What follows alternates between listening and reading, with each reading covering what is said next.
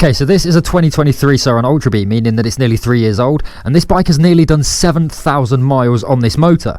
We have actually upgraded the controller to the TORP TC1000 2.0 controller, which is brand new to the market and added an insane amount of power to this bike. And then previously, we've just installed the brand new RFLOXA Ultra 43 forks to this bike. If you want to see these videos, they're all on the channel, you can go back and watch them. Now, one of the reasons that a lot of people look at buying a Surron in the first place is because of the low maintenance that is involved with these bikes.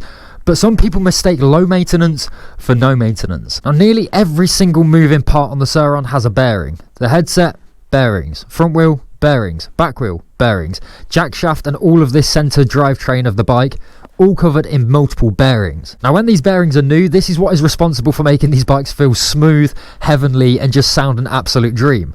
As soon as these bearings get old, dry, start to damage under the speeds and the loads that we put these bikes under, that's when your bike starts sounding crusty, nasty, and that's when you get these awful sounding Surrons. So when I installed the RFLOXA Ultra 43 forks to this bike, I replaced the headset bearings, so I know that they are brand new. And I've recently changed the wheel set on this bike, so I know that the front and rear wheel have fairly new bearings in them too. But the one place that I haven't checked the bearings on this bike yet is right in the centre in the jackshaft, which is one of the most important places for your bearings to be running at their prime. So we've got a brand new set of jackshaft bearings ready to go inside this Surron, and this is going to be how you're going to make any Surron feel brand new. Let's get into it. First things to come off are the RTECH frame guards, because behind it is the main bolt for the jackshaft. To make this process easier, I'm removing the chain using the split link. Now, using a massive 27mm socket, the rear wheel nut can be loosened, and the wheel can also be removed. Unscrewing these bolts will take away the shock protection, and in this case it also revealed that I had an upgraded linkage that I wasn't aware of. Nice! Only one bolt needs to be removed from this section, and now all we're left with is the main jackshaft bolt holding everything together. So when that's out, the swing arm and jackshaft are completely free.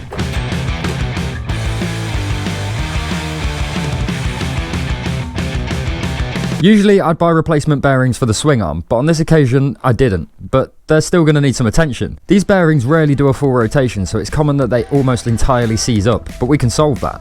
Using a thin screwdriver, I'm removing the bearing seal. This is where I'd advise to use some actual lubricating cleaner, but I didn't have any, so on this occasion I'm using electrical contact cleaner to clear out all of the dirt debris that is inside of that bearing. Now I'm using my finger to try and spin the bearing and work out any of the dirt that's still stuck inside, at the same time spraying more cleaner inside to persuade that dirt out.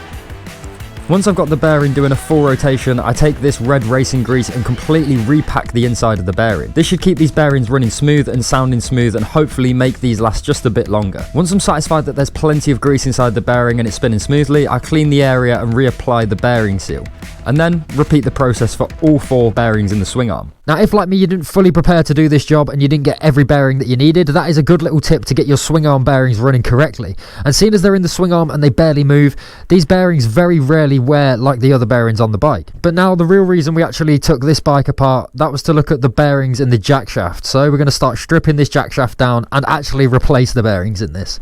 Let's do it. With the jackshaft in hand, now is the perfect time to check the belt pulley and the sprocket for any potential wear or damage. The spacers are easily removed with a pair of pliers. Then, using a flathead screwdriver, the seal will slowly lift out. On the sprocket side, the bearings are trapped in by the sprocket itself, so we're going to have to take the sprocket off, and that's going for a good clean. In the centre of the jackshaft is another long spacer. This is perfectly central with the bearings, giving us nothing to latch onto to actually remove these bearings. Easier said than done, but this needs pushing aside to create a lip. Once we have that lip, we can use our tool of choice, in my case a screwdriver, to smash out the bearings.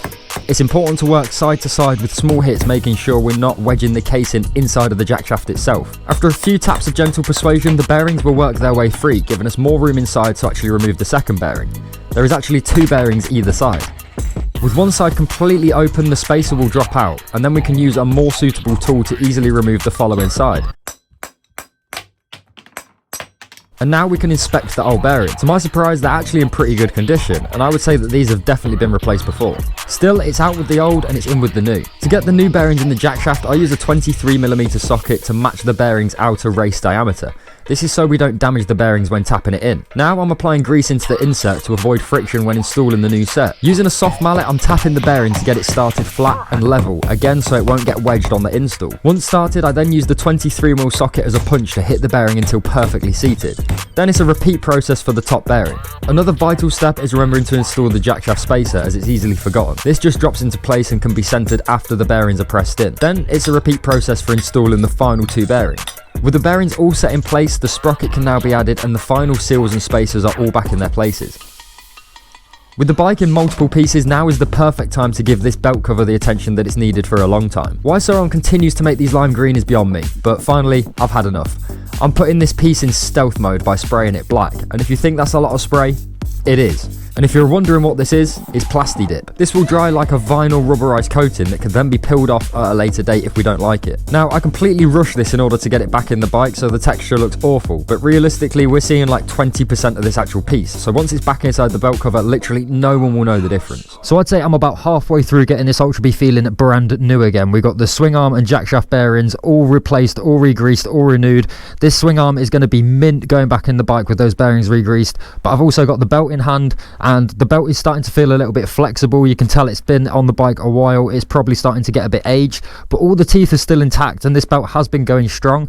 I probably should have got a replacement one while we were taking it out of the bike, but I didn't think that far ahead, and I will get one on order for when this one decides to snap, because it's inevitable that it's going to go soon. With that being said, this belt is going back on the bike, and of course we got the jackshaft all refreshed, all ready to go back in. This is going to feel smooth as anything, and to be honest, the old bearings weren't that bad and they were just starting to feel a bit rough, so now these are all brand new, should be feeling on point. Let's start getting this all back on the bike. By far the most important bit of this rebuild is making sure that the belt is placed onto the jackshaft. You really don't want to forget that. And then the most awkward part is always getting the swing arm and jackshaft sat back in place. I use the linkage bolt to hold everything somewhat central. Then once everything is aligned, the jackshaft bolt should finally find its way through, and then it can be pinched tight for the time being with the nut on the other side. Now the linkage bolt can be fully tightened to around 35 Nm of torque, and now is the perfect time to feed the chain back in. With the rear wheel back in the swing arm, the torque spec for the rear wheel is insanely high, so I just tend to do it by feel and make sure that it feels tight enough. At this point I had all the guards back on except for the newly modified belt cover, and now's the time to see the results. For me, that'll do nicely. We are very near the end of this Ultra B refresh. We've got all the back put together and this bike is looking mean again. But since upgrading to the FX throttle, this throttle actually gives us adjustments, meaning we can make this throttle actually easier to pull or harder to pull. And since I've upgraded the power to this thing to make it an absolute animal, I want to make this throttle just a little bit harder to pull so we're not getting accidental throttle out on the trails. So let's take a look at changing the spring rate in the FX throttle. Removing the 3 top screws from the throttle allows us to remove the throttle from the handlebars. Behind this section of the throttle is where we can adjust the spring rate, and we're going to be putting it on the stiffest setting possible. It was a little bit difficult to get the screws back in place with just one set of hands, but this took less than a few minutes, and just like that, the throttle is ready to go again and sounds mega snappy.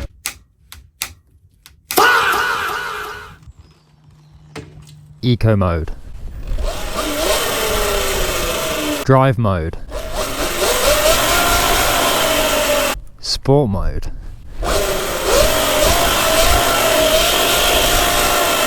Okay, the Ultra B is all put back together. This thing should be ready to ride, and even though we've just made this thing all renewed, all refreshed, let's go get it dirty. It is testing time for the Ultra B. We got this thing rebuilt, ready for a little test ride. Now, it's important that I actually test this bike today because I got a lot of important things coming up that I'm going to need this bike for. For example, tomorrow we're meant to be going out on a ride with the boys in a new location, and I was hoping, whoa, it's messy. I was hoping to get a video out of it, so hopefully we've got some sick content on the way coming with that video too. I have got some huge upgrades coming for this Ultra B still in the near future, and I need to make sure that this bike is just running prime for these upgrades. I can't be taking any risks doing big upgrades when I've not really renewed other things on the bike that I know are old. Plus, it just gives us an excuse to come out on this sunny day, test out the FX throttle now we've changed that spring resistance, and just have a bit of fun on the Ultra B. Enjoy it for what it is. And this down here is one of my favourite bits for the Ultra B, especially when the sun is shining. It's got so many tree roots, you can just bounce off all of them and it is incredible fun.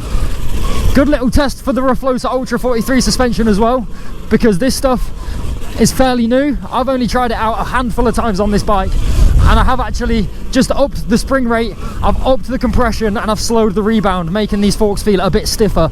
Now, I had everything set at the center point and they felt great, but I just wanted to see if I could push them a little bit further, and I just prefer a stiffer feeling altogether. Now, I haven't actually got too much time to be testing out this Ultra B today. I got to get ready for tomorrow's big ride, so we're just going to make the most of it and have some fun. But so far, it feels good. Everything is feeling as it should. How is Eco not enough wheelie mode power? That's more like it.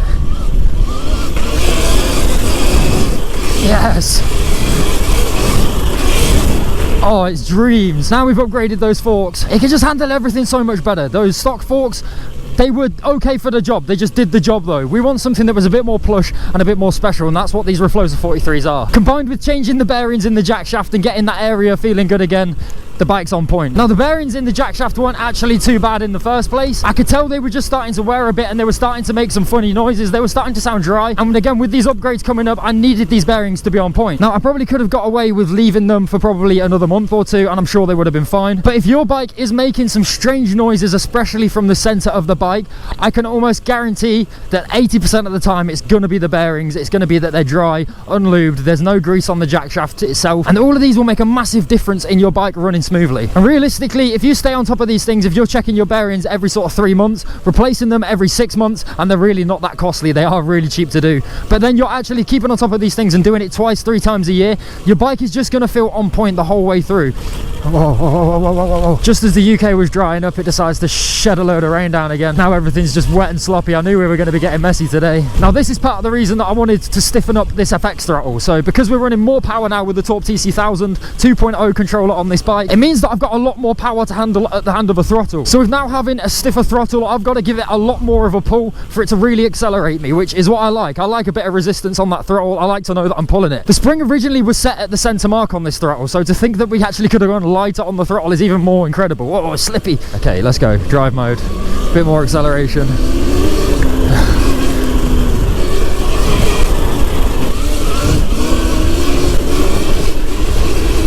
Whew, she just picks up in daily now. Yes, clouds. Trying to stay out the center line because the center line is where it's the most slippy. Thank you, everybody. Cheers, guys. All right, now we're on the road. I think we got to hit it up into sport mode. Sport mode just rips. Oh my god, it just lifts. It just wants to pull you up. There's no point keeping the front wheel down. It just wants to keep you on that back wheel the whole time. Oh my god, this bike feels good. Okay, I think we can say that we got this bike feeling right again. That Jackshaft feels nice. Whoa! I nearly lost it so bad then. I forgot how slippy it was. That is not good. We can't be doing that. Shows you how much power this bike has got in sport mode. Literally just lifts perfectly.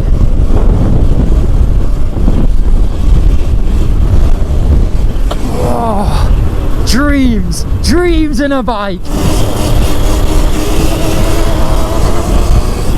Oh.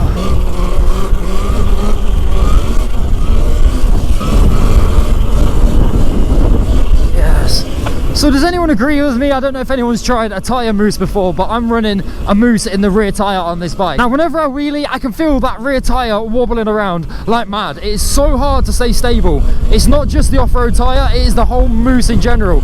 I feel like I have to lean off of one side of the bike, and then that mixed with the front wheel stopping spinning at the minute, my wheelies are not on point. I really need to fix this bike up to be a wheelie bike. At the minute, it's just an off-road monster. Speaking of off-road monster, we're in sport mode, 20 kilowatts. Only 650 phase, because that is the perfect limit for this exact battery. If I had a bigger battery, I'd go bigger. Let's just hit it. Oh my god. Oh, I did not see that. The sun was in my eyes. This is the dangers of riding somewhere like this at that speed. Oh my god, I thought I was going in then. All that takes is something like that, and you're in the drink. This is why sport mode is mad. Sport mode is dangerous.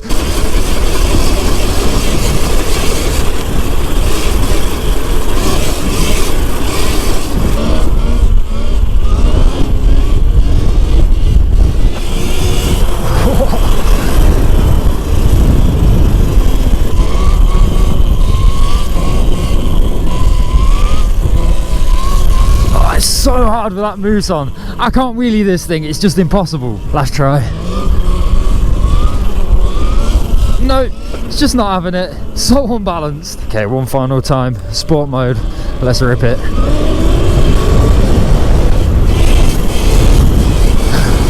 Oh my god.